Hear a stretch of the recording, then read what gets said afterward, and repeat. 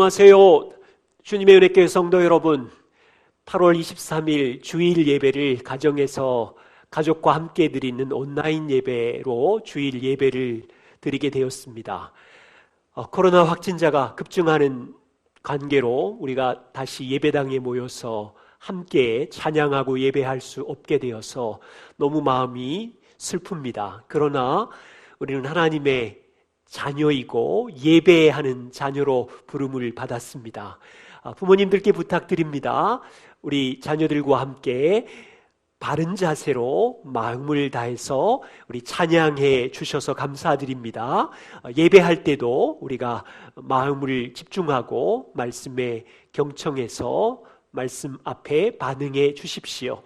그리고 예배가 끝나면 가족들끼리 함께 말씀을 나누어 주시고 말씀 안에 주신 가정예배 질문지로 서로 대화해 주시면 감사하겠습니다. 가정에서 만나서 예배할 때 우리 자녀들 한 사람 한 사람 격려해 주시면 더욱 감사하겠습니다. 한 가지 부탁은 예배 마치고 또 예배 중에 사진을 찍어 주십시오. 그래서 가족이 함께 예배하는 주일 예배 사진을 교회 전체 카톡방에 올려주시면 우리가 어떻게 흩어져서 예배하였는지 함께 보고 감사하고 하나님께 기쁨을 올려드릴 수 있겠습니다.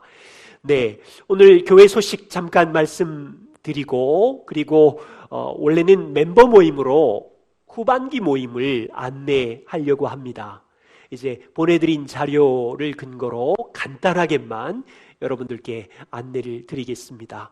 먼저 교회 소식 몇 가지 말씀드립니다. 다음 주도 이제 코로나로 인해서 우리는 정부에 협력하고 확산을 막기 위해서 온라인으로 가정에서 함께 8월 30일도 예배 드리겠습니다.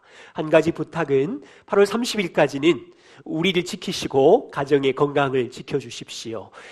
교회가 사랑의 마니또 8월 30일까지 진행하고 있는데요. 이 기간 동안에는 만나지 않으셔도 됩니다. 만나지 말고요. 원하시면 온라인으로 이렇게 만나 주시면 고맙겠습니다. 8월 29일 토요일 날 우리 복음과 삶 마지막 공부는 온라인으로 하겠습니다. 함께 기억해 주시기를 바라고요. 보내드린 자료 안에 광고 하나 있습니다. 9월달 우리 말씀과 묵상 그리고 기도하는 일, 공동체별로 말씀을 나누는 일 광고지 참고해 주십시오. 맥체인 성경을 따라서 고린도전서 6장부터 갈라디아 6장까지입니다. 이 어려운 때에 우리가 함께 말씀 앞에 서고 기도하고 또 온 교회가 함께 하나님의 은혜를 나누는 특별한 시간이 되기를 부탁드립니다.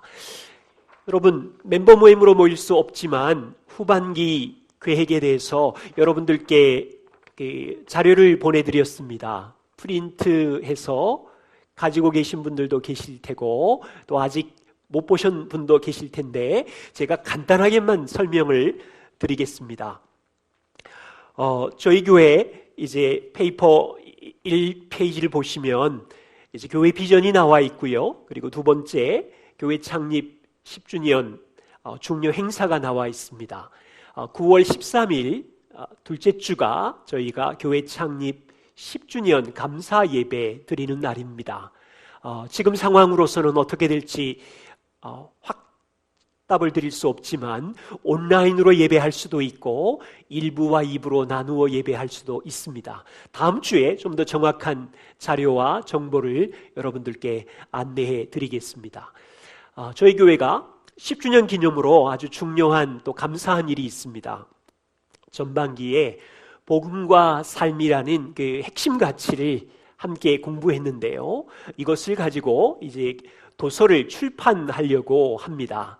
다음 주 한 주간 동안 제가 이제 원고를 마무리해야 하고 8월 30일까지 출판사에 원고를 이제 넘깁니다. 여러분 한 주간 저를 위해서 기도해 주십시오. 우리 교회가 10년 동안 걸어온 또 복음이 무엇인지 어떻게 복음으로 살아야 하는지 서로 1대1로 제자 양육을 할 수 있는 교제의 책입니다. 저를 위해서 기도해 주시고, 또 이 책이 10월에 잘 출판되면 11월부터 저희 교회가 사용하고자 합니다. 또 한 가지 부탁은, 저희 교회가 여러 해 동안 복음으로 자녀를 어떻게 양육할 것인지 세미나를 했습니다. 이 주제도 10월 30일까지 저와 우리 길밀한 자매 두 사람이 함께 책을 출판하려고 합니다. 저를 위해서 또 길밀한 자매를 위해서 기도해 주십시오. 그래서 우리 교회가 누리고 있는 이 자녀 양육이 앞으로 오실 새로운 가족들과 다른 교회 성도님들을 섬길 수 있도록 아주 좋은 도서로 잘 준비될 수 있도록 기도 부탁드리겠습니다. 네, 이 페이지를 보시면 앞으로 후반기 때 저희 예배는 이제 코로나 재난 사회를 함께 살아가게 됩니다. 그래서 1단계, 2단계, 3단계 코로나 상황에 따라서 저희가 예배를 모이려고 합니다. 그 표가 있는 거 확인해 주시고요. 만일 코로나 상황이 확진자 1일 기준으로 50명 이하일 때, 1단계일 때는 우리가 1부로 2부로 예전처럼 이제 교회에서 모이고 공동체 모임도 하려고 합니다. 그 표에 보시면 이제 9월 달부터 1단계일 경우 공동체를 서로 이제 섞어서 9월 달, 10월 달, 11월, 12월 다르게 해서 만나려고 합니다. 그 표에 나와 있는데요. 네, 코로나 상황이 좋아져서 함께 만날 수 있기를 소망합니다. 네, 그리고 3페이지도 보시면 네, 특별한 내용들 확인해 주시고 공동체 모임도 우리 전반기에 했던 그 편성 그대로 하겠습니다. 교회를 섬기는 사람들도 전반기에 했던 분들을 그대로 중심으로 후반기 때 진행하려고 합니다. 멤버 모임을 이렇게 간단히 한 건 참으로 처음인데요. 여러분들께서 자료를 잘 읽어 주시고 확인해 주시고 또 궁금한 거나 또 확인이 필요한 것이 있으면 저에게 문의해 주시면 감사하겠습니다. 네, 이렇게 멤버 모임을 대신하고요. 오늘 이제 하나님의 말씀을 같이 보겠습니다. 오늘 말씀은 히브리서 12장 5절부터 13절까지 말씀입니다.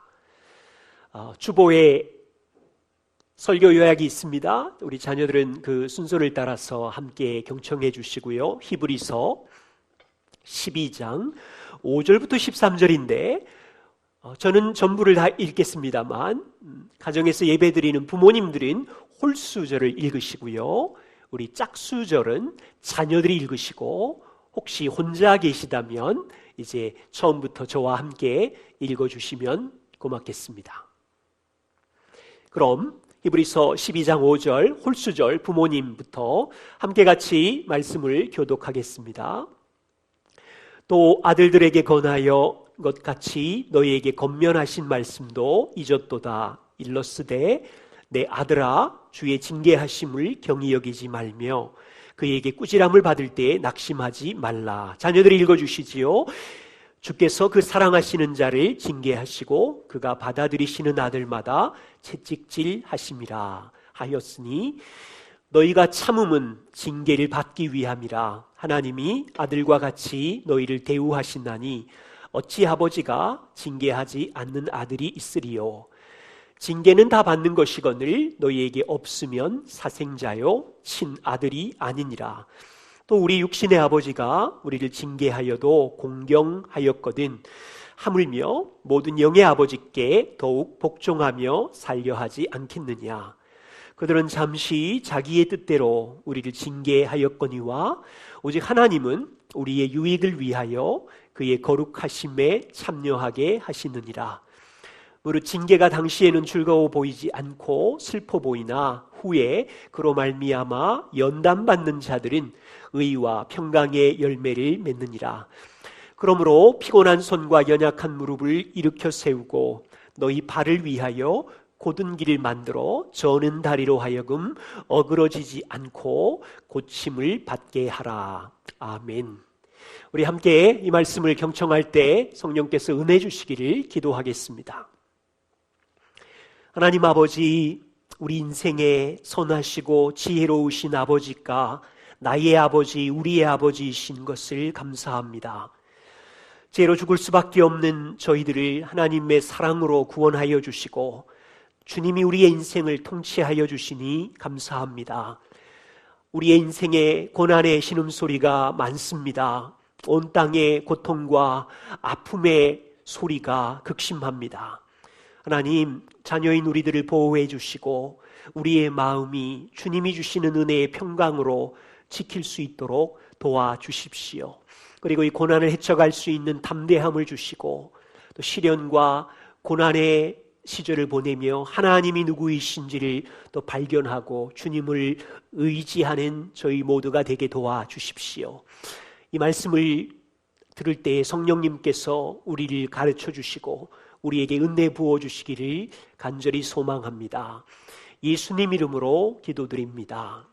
아멘. 최근 코로나의 갑작스러운 확산으로 사람들의 마음이 혼란합니다. 저도 지난주 힘들고 고통스러운 시간을 보내었습니다.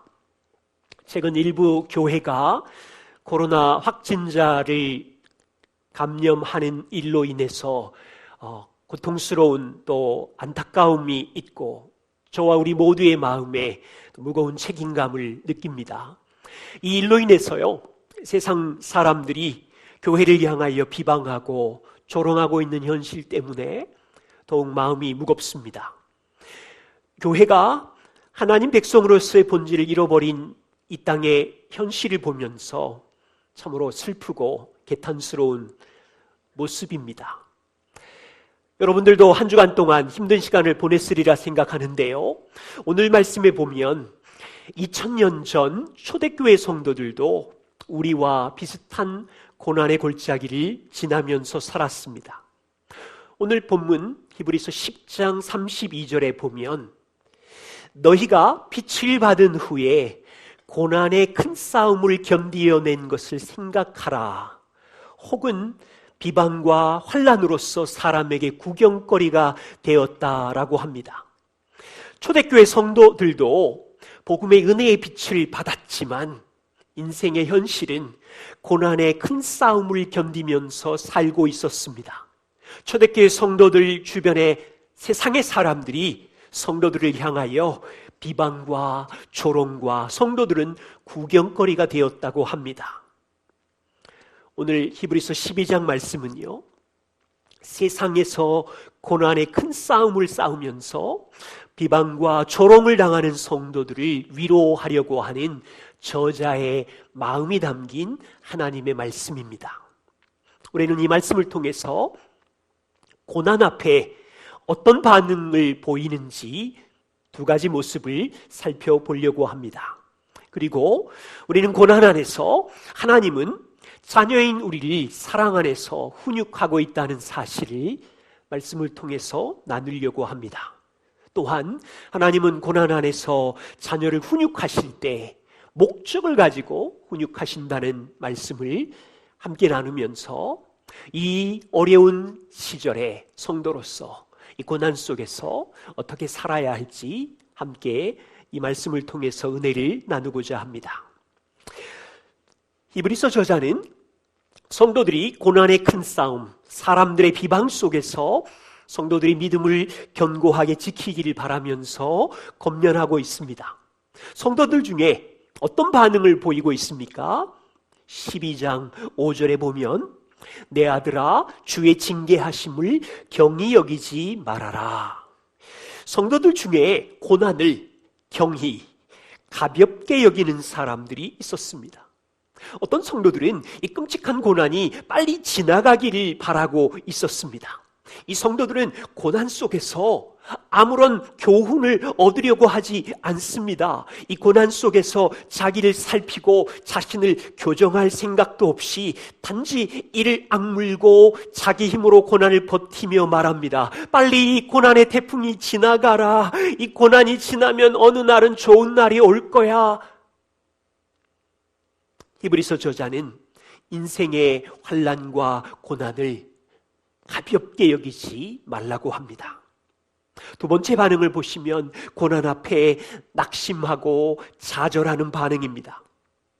12장 3절에 보시면 너희가 피곤하여 낙심하지 않기 위하여, 이 저자는 알고 있었지요. 초대교회 성도들이 피곤해 있고 낙심해 있는 것을 알고 있었습니다. 12장 5절에 보면 그에게 꾸지람을 받을 때에 낙심하지 말아라. 성도들 안에 낙심해 있는 고난의 큰 싸움 속에서 지쳐 있고 포기하려고 하고 있고 절망하고 있는 이들을 향하여 낙심하지 말아라 권면합니다. 저를 포함한 우리 모두 다 이 코로나의 고난이 길어질수록, 특별히 지난주처럼요, 세상 사람들이 기독교와 교회를 향해서 조롱을 쏟아내고 비방을 쏟아내고 이럴 때 정말 우리는 당황하고 낙심이 됩니다. 아니, 대체 교회가 무슨 이런 평가와 이런 조롱을 당해야 되나 억울하기도 합니다. 아니, 하나님이 이 교회를 떠나셨는가? 하나님이 우리를 사랑하지 않는가? 하나님이 우리를 잊어버리셨는가? 이런 의심도 밀려오면서 낙심 속에 던져지게 되지요. 여러분은 지난 한 주간 이 시련 앞에 어떻게 반응하셨습니까? 히브리서 저자는 성도들을 염려하면서 고난을 가볍게 여기지 마십시오. 고난 속에서 낙심하지 마십시오. 이렇게 권면하고 있습니다. 저도 솔직히 많이 힘들고 고통스러웠습니다. 오늘 우리는, 가족 우리 모두는 이 고난의 골짜기를 지나는 동안 함께 서로 격려해야 합니다. 우리가 믿기는 하나님께서는 우리의 형통한 날도, 공고한 날도, 지난주와 같은 참혹한 날도 하나님은 우리를 떠나신 적이 없으시고 교회를 잊어버리신 적도 없으시고 우리를 돌보시며 사랑하시기에 우리도 격려하며 서로 돌보고 서로 섬기며 이 고난의 골짜기를 함께 지나야 합니다. 두 번째입니다. 하나님은 고난 속에서 자녀를 훈육하십니다. 고난 속에서 자녀를 사랑 안에 훈육하십니다. 히브리서 12장 6절을 보세요. 주께서 그 사랑하시는 자를 징계하시고 그가 받아들이시는 아들마다 채찍질하심이라. 7절과 8절도 보십시오. 어찌 아버지가 징계하지 않는 아들이 있으리요? 징계는 다 받는 것이거늘 너희에게 징계가 없으면 사생자요 친아들이 아니니라. 보이시나요? 하나님의 자녀들은 아버지의 징계와 훈육이 있습니다. 모든 그리스도인은, 저와 우리 주님의 은혜교회 성도들은 하나님의 자녀이기에 아버지의 훈련, 아버지가 주시는 고난이 있습니다. 하나님 아버지의 징계가 없으면 우리는 자식이 아니래요. 하나님 아버지께서 자녀인 우리를 훈육하는 두 가지 방법이 있습니다. 하나는요, 여기 징계라는 이 헬라어는 파이데이아라는 단어입니다. 어린 자녀를 양육하다라는 뜻입니다. 부모는 자녀를 어떻게 양육합니까? 부모는 자녀가 더 높은 단계의 교육을 받아서 성장해야 하기에 자녀에게 쉬운 문제만 내는 것이 아니지요. 힘들고 어려운 과제를 주면서 자녀가 성장할 수 있도록 양육합니다. 부모는 자녀에게 항상 얘야 2 더하기 2는 몇이니? 5 더하기 3은 몇이니? 이런 쉬운 문제만 내지 않지요. 자녀의 성숙을 위해서, 성장을 위해서 55 곱하기 23은 몇이니? 이런 어려운 문제를 도전하고 자녀를 잘하도록 도와주는 겁니다. 하나님도 자녀인 성도에게 항상 쉬운 길, 평탄한 길, 고속도로 같은 길만 주시지 않지요. 하나님 아버지는 우리에게 때로는 고난도 어려운 문제를 주시면서 성도인 자녀인 우리를 더 강한 믿음을 갖도록, 더 놀라운 믿음의 근육을 키우도록 인생의 골짜기로 몰고 가시고 시련 속에서 우리를 훈련시키고 있지요. 아버지는 언제 자녀를 훈육합니까? 두 번째는요, 자녀가 잘못된 길로 갈 때, 죄를 지을 때 죄를 버리게 하기 위하여 채찍질로 징계의 고난을 줍니다. 한 성인이 길을 지나가고 있었습니다. 저쪽 골목길에서 초등학생 여러 명이 담배를 피우며 험한 욕을 하면서 서로 놀고 있습니다. 어떤 남자가 이 심각한 모습을 보고 그냥 지나갔습니다. 왜지요? 이 남자는 그 초등학교 몇 명과 전혀 상관이 없거든요. 그 아이들은 남이거든요. 자식이 아니거든요. 그런데 만일 저쪽 골목길에서 담배를 피며 험한 욕을 하고 있는 아이가 내 자식이라면 그냥 둘 부모가 어디에 있습니까? 데려다가 채찍질하고 훈육하고 가르치지 않겠습니까? 하나님은 예수 그리스도의 피로 우리를 구원하신 이후에 성도들이 죄 가운데 살기를 원하시는 것이 아니라 죄를 제거하기 위하여, 죄 가운데 살면 신음하고 있으니 하나님 아버지는 그 죄를 교정하기 위하여 성도의 인생에 아픔을 주시고 시련을 주시고 고난을 주시며 채찍질 하시는 거지요. 이때 기억하실 것이 있습니다. 하나님 아버지의 채찍질은 자녀를 저주하거나 자녀를 진노하는 것이 아닙니다. 하나님 아버지가 자녀를 사랑으로 교정하는 훈육입니다. 이 하나님 아버지의 징계는요, 하나님이 우리 죄에 대한 형벌과 저주를 내리는 것이 아닙니다. 왜 그렇습니까? 그리스도께서 십자가에 우리의 모든 죄의 형벌을 이미 감당하셨기에, 모든 저주를 받으셨기에 우리가 받을 저주는 없습니다. 하나님 아버지의 징계는 자녀인 우리가 죄를 버리고 바르게 성장하기 위하여 사랑으로 채찍질하고 훈육하는 것입니다.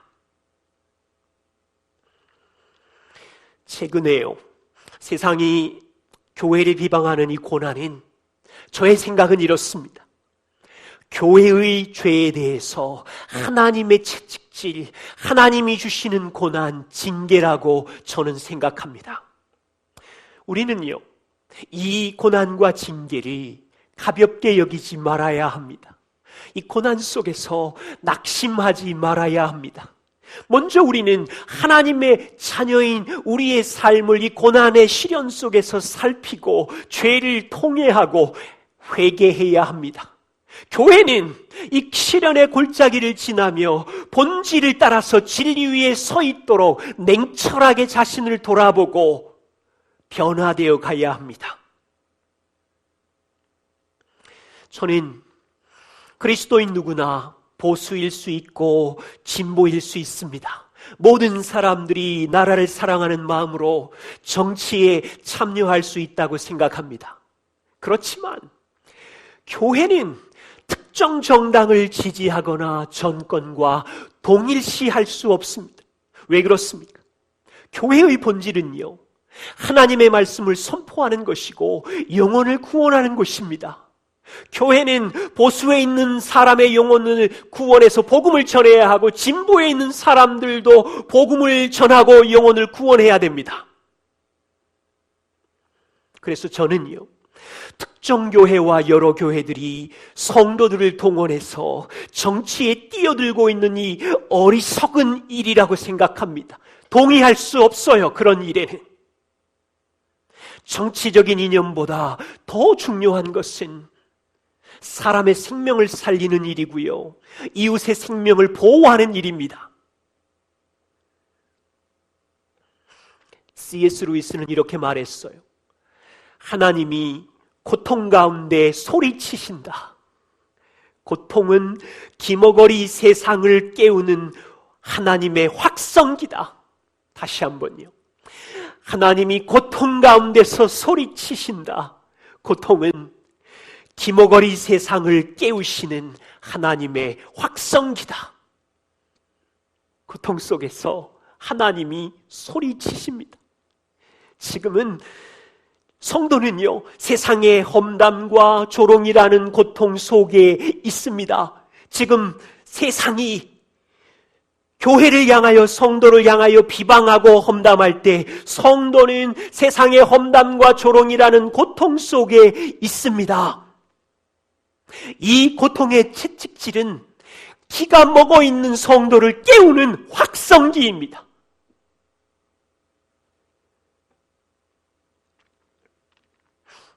이 고난의 확성기에 성도는 하나님의 음성을 들어야 되고요, 우리 자신을 돌아봐야 되고요, 교회는 이 하나님의 확성기에 교회의 본질을 다시 돌아보고 다시 묵상하고 다시 교회를 건축하고 회복해야 합니다. 이 고난 속에 하나님이 무엇을 말씀하시는지 들어야 하고, 성도도 교회도 깨어서 이 고난을 가볍게 여기지 않고 주님 앞에 무릎을 꿇어야 합니다. 그래서 성도 여러분, 교회와 우리를 위해서 기도해 주십시오. 험난한 시대 속에서 주님의 은혜교회가 복음으로 먼저 변화되며 견고하게 서갈 수 있도록 이 어려운 시즌에 기도해 주십시오. 여기서 중요한 것은요, 하나님께서 자녀를 훈육할 때 사랑으로 채찍질 하십니다. 히브리서 저자는 육신의 아버지와 하늘의 아버지의 훈육 방법을 비교하고 있습니다. 9절과 8절입니다. 함께 같이 읽어보시지요. 여러분 성경책을 찾으셔서 히브리서 12장 9절 10절, 육신의 아버지와 하늘의 아버지를 어떻게 비교하는지 같이 한 목소리로 읽겠습니다.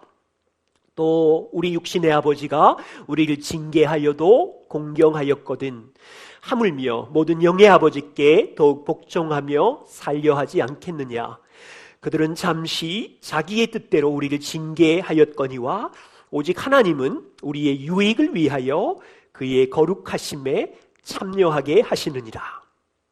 육신의 아버지는 자녀를 어떻게 징계합니까? 자기 뜻대로 자녀를 징계합니다. 육신의 아버지는 자녀를 좋은 뜻으로 양육하고 있겠지만 그 아버지는 죄인이기에 실수가 많습니다. 때로는 잘못된 동기로 자녀를 양육하기도 합니다. 우리 부모인 우리들이 경험하는 것처럼 자녀를 양육하는 과정에 아버지들은 자기 이기심대로, 자기 욕망의 뜻대로 분노하기도 하지요. 감정의 조절을 잘 못하고 언어의 조절을 지혜롭게 하지 못해서 자녀를 비난하기도 하고 자녀에게 상처를 주기도 합니다. 이런 서투른 부모임에도 자녀들은 부모를 공경할 수 있습니다. 하늘의 하나님 아버지는 자녀인 우리를 어떻게 징계합니까? 오늘 말씀은 하나님은 자기 뜻대로가 아니라 우리의 유익을 위하여, 우리의 거룩하심을 위하여 훈육하십니다. 우리의 하나님 아버지는 완전한 지혜자이십니다. 지혜이신 하나님은 선하십니다. 선하신 하나님의 징계는 저와 우리를 골탕 먹이거나 화가 나서 징계하는 것이 아니지요. 우리는 이 고난을 이해하지 못해서 고통스럽지만 지혜의 하나님은 이 고난의 의미를 알고 계십니다. 그리고 우리에게 어떤 징계가 효과적인지도 알고 계십니다. 하나님은 우리에게 어느 정도의 강도의 채찍질이 있어야 우리가 하나님께로 돌아오는지 무한하신 지혜로 알고 계시지요. 하나님께서 자녀인 우리에게 고난을 주시는 동기는 순수하십니다. 우리의 유익을 위함입니다. 하나님은 세상 사람들이 교회를 향한 비난의 고난을 쏘아댈 때 우리를 수치를 주려고, 골탕을 먹이려고 주는 고난이 아니라 교회의 유익을 위하여, 성도의 유익을 위하여, 우리를 정결케 하기 위하여, 거룩하게 하려고 고난을 주십니다. 어쩌면 우리는 앞으로 밀려오는 교회 연장 성도들의 삶에 더 고통스러운 모멸감과 폭풍우가 쏟아질 수 있습니다. 그러나 오늘 말씀이 그 고난 속에 하나님은 사랑으로 성도와 함께 있다고 합니다. 고난 안에 하나님은 동참하신다고 합니다. 저는 이사야 43장 2절부터 3절 말씀을 좋아합니다. 죄로 신음할 때, 이스라엘이 절망 가운데 있을 때 이사야가 하나님의 말씀을 전합니다. 이스라엘아, 너를 지으신 이가 말씀하시느니라. 너는 두려워하지 말아라. 내가 너를 구속하였고 내가 너를 지명하여 불렀나니 너는 내 것이라. 내가 물 가운데 지날 때에 내가 너와 함께 할 것이며 강을 건널 때에 물이 너를 침몰하지 못할 것이며 내가 불 가운데로 지날 때에 타지도 아니할 것이요 불꽃이 너를 사르지도 못하리라. 여러분은 이 말씀을 믿으십니까? 앞으로 코로나 재난 시대 속에서 이 재난의 골짜기 속을 지나갈 때, 물 가운데 지나갈 때, 교회와 성도가 불꽃 가운데 지나갈 때 성도와 함께 하시는 하나님의 동행하심을 여러분은 진실로 믿으십니까? 이 밀려오는 물 가운데서 우리가 침몰되지 않는다는 것을, 이 뜨거운 불꽃 가운데서 교회가 타지도 않는다는 것을 여러분은 믿으시고 자녀들에게 가르치시고 기도 중에 확신으로 갖고 계십니까? 분명 이 사랑의 채찍질 속에서 하나님은 성도를 정결케 하시고 교회를 정결케 하신다고 믿습니다. 우리 힘으로는 이 고난을 이겨낼 수 없지만 성령 하나님 우리에게 은혜를 주셔서 하나님이 동행하시기에, 사랑 안에 일하시기에 우리는 이 골짜기를 지날 수 있습니다. 세 번째입니다. 고난 안에 하나님은 사랑으로 훈육하실 때 목적이 있으십니다. 그 목적이 무엇입니까? 10절 말씀입니다. 우리가 하나님의 거룩하심에 참여하게 하시기 위함이라고 합니다. 하나님 아버지의 거룩함을 닮아서 저와 우리가 성장하기 위함이랍니다. 11절 말씀을 보십시오. 무릇 징계가 당시에는 즐거워 보이지 않고 슬퍼 보이나 후에는 그로 말미암아 연단받는 자들은 의와 평강의 열매를 맺느니라.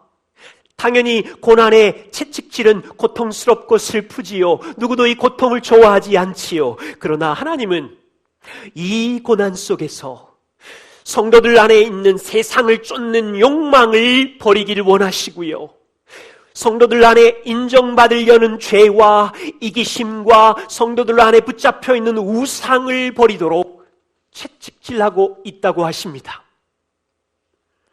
이 채찍질을 받을 때 교회는 고통스럽고 성도는 힘들고 죽을 것 같을 것입니다. 생각해 보세요. 사람을 용서하고 싶지 않은 마음이 있는데 하나님은 우리를 용서하는 사람 만들려고 하십니다. 우리의 자아가 용서하고 싶지 않는 마음이 있다면 하나님은 이 마음을 죽이도록 우리 안에 사랑으로 일하셔야 되니 그분은 얼마나 고통스럽고 힘들겠어요.